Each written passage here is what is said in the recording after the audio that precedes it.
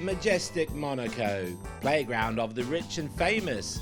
It's where we find one of rugby's greatest brains, but he's still trying to wrap his head around this header that helped England get ahead of Japan. Looked like a Tony Brown move. What did you think of that? Yeah, it was just one of those anomalies in rugby that potentially, get lucky with. Are you going to introduce a move off the head? Could do going forward. I think if we've got someone with a big enough head. It's a shame Jamie's not playing anymore, really. Don't tell him I said that. No, I won't.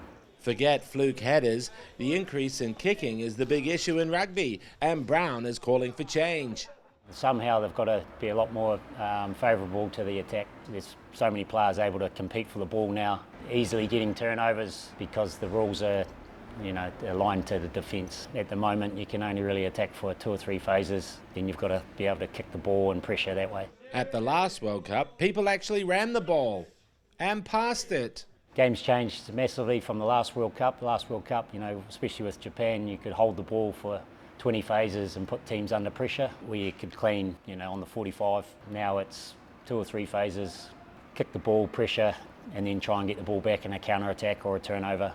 So it's time for simple steps, such as changing the rule around the box kick, where they can't add players to protect their 9, things like that will make a bit of a change. Don't you worry, this rugby professor is still in the lab concocting moves. Every game we've got to try and do something a little bit innovative and different.